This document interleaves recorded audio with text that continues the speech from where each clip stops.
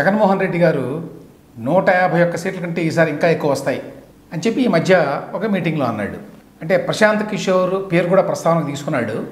అదే సందర్భంలో last time 151 వచ్చినాయి, మనకి ఈసారి అంతకంటే ఎక్కువ రాబోతున్నాయి అని కూడా చెప్పాడు. సో 2 పాయింట్స్ ఏంటంటే, ఒకటి ప్రశాంత్ కిషోర్ ఈ మధ్యకాలంలో జగన్మోహన్ రెడ్డి గారు ఓడిపోబోతున్నాడు అని చెప్పిన మాటలు ఖండించడం ఒకటి. రెండవది, పోయినసారి 151 వస్తే ఈసారి అదే పెద్ద రికార్డ్ అనుకున్నారు అప్పట్లో, దానిని క్రాస్ చేసి ఇంకా ఎక్కువ వస్తాయని చెప్పి అన్నాడు. ఈ 2 పాయింట్లు కూడా ఈ మధ్యకాలంలో ఐపాక్ వీడ్కోలు సమావేశంలో చెప్పిన మాటలు ఆయన.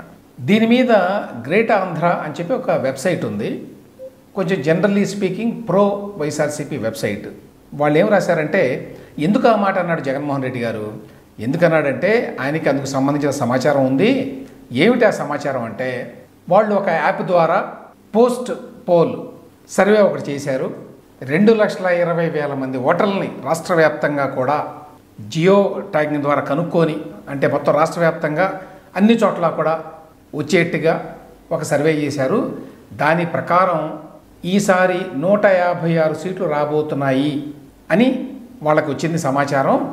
అందుకోసమే ఆయన ఈసారి 151 సీట్ల కంటే ఇంకా ఎక్కువ వస్తాయని చెప్పి అనే మాట అన్నాడు అని వాళ్ళకు వివరణ రాశారు. అది అట్లా ఉంటే, ప్రశాంత్ కిషోర్ తాజాగా మాట్లాడాడండి. బర్ఖా దత్ అని చెప్పి ఢిల్లీ బేస్డ్ జర్నలిస్టు, ఆవిడ సీనియర్ జర్నలిస్టు, ఆవిడతో ఇంటర్వ్యూలో ఆయన మళ్ళీ ఇంకొకసారి నొక్కి వక్కాణించాడు. జగన్మోహన్ రెడ్డి గారు పెద్ద పరాజయాన్ని ఎదుర్కోబోతున్నాడు, భారీ పరాజయాన్ని ఎదుర్కోబోతున్నాడు ఈసారి ఎన్నికల్లో అని. ఇక్కడ గమనించాల్సిన విషయం ఒకటి ఉంది, అదేంటంటే, ఇంతకుముందు కూడా చాలాసార్లు ప్రశాంత్ కిషోర్ ఈసారి భారీ ఓటమిని ఎదుర్కోబోతున్నాడు జగన్మోహన్ రెడ్డి ఈ ఎన్నికల్లో అని చెప్పాడు. కానీ ఎన్నికల తర్వాత, ఎన్నికల ప్రాసెస్ అయిపోయిన తర్వాత, మన ఈ మధ్య ఇక్కడ ఏపీలో కూడా హైదరాబాద్లో కూడా మాట్లాడాడు ఆర్టీవీ తోటి. అది కూడా ఎన్నికలకి ముందు రోజునండి. ఇప్పుడు ఎన్నికలు అయిపోయినాయి, ఎన్నికల ప్రక్రియ ముగిసింది కాబట్టి ఒక అవగాహన ఉంటుంది ఈసారి ఎవరికి ఓట్లు వేశారు అనేది, ఏ ఎలక్షన్ స్ట్రాటజిస్ట్కైనా కూడా. కాబట్టి ఎన్నికల ప్రక్రియ ముగిసిన తర్వాత కూడా ప్రశాంత్ కిషోర్ మళ్ళీ ఇదే మాట చెప్తున్నాడు. ఏం చెప్పాడు బర్ఖా దత్కి?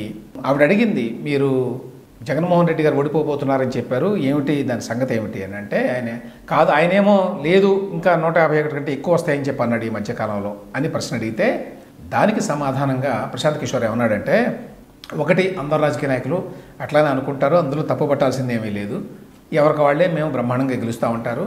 ఈవెన్ ఎన్నికల కౌంటింగ్ జరిగేటప్పుడు కూడా 6 రౌండ్లో 10 రౌండ్లో ఉంటే 4 రౌండ్లో ఓడిపోయినా కూడా నెక్స్ట్ రౌండ్లో గెలవబోతున్నాం మేము అని చెప్తుంటారు. కాబట్టి అది పెద్ద విశేషం కాదు. బట్ ఒక పాయింట్ ఏమిటంటే, జగన్మోహన్ రెడ్డి గారు పెద్ద ఎత్తున ఈసారి ఎన్నికల్లో ఓడిపోబోతున్నాడు అనేది నా అంచనా. నా అంచనా కనుక తప్పైతే రేపు ఎన్నికల తర్వాత, అంటే ఫలితాల తర్వాత నా నోట్లో పేడ వేస్తారు. ఎవరైనా కూడా సీరియస్ జర్నలిస్ట్ కానివ్వండి, లేక సీరియస్ కామెంటేటర్ కానివ్వండి, జనరల్ అంకెలేమి చెప్పరు. అయినా కూడా ప్రశాంత్ కిషోర్ రిస్క్ తీసుకొని ఈసారి పెద్ద ఎత్తున ఓడిపోబోతున్నాడు అనే మాట అన్నాడంటే, అతను ఏ ప్రాతిపదిక లేకుండా, ఎటువంటి సమాచారం లేకుండా అంత ధైర్యంగా ఆ మాట చెప్పాడని నేను అనుకోను. తర్వాత తానే ఆ విషయం తెలుసు తనకు కూడా, అందుకనే ఆ మాట అన్నాడు. రేపు కనుక ఫలితాలు తారుమారైతే నా నోట్లో పేడ వేస్తారు ఎవరైనా అని.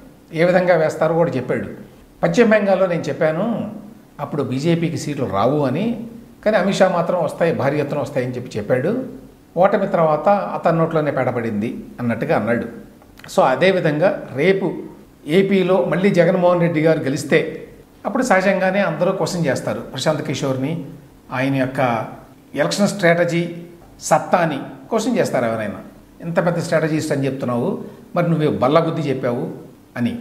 ఈ విషయాలన్నీ తెలుసు కాబట్టే అతను మళ్ళీ ఈ మాట మాట్లాడాడు నిన్న. ఒకటి. రెండవది, ఈ విషయాలు తెలిసి కూడా అతను ఇంత ఖచ్చితంగా ఇట్టి పరిస్థితుల్లో జగన్మోహన్ రెడ్డి గారు ఓడిపోబోతున్నాడు అని మళ్ళీ నిన్న బర్ఖా దత్ ఇంటర్వ్యూలో కూడా చెప్పడం అనేది విశేషంగా చెప్పుకోవాల్సిందే.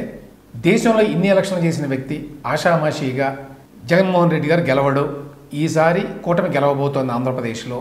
అంతేకాదు జగన్మోహన్ రెడ్డి గారికి ఘోర పరాభవం ఎదురుగాబోతోంది ఈసారి ఎన్నికల్లో అనే విషయాన్ని అంత ఖరాఖండిగా చెప్పేటువంటి అవకాశం లేదు అనేది నా ఉద్దేశం.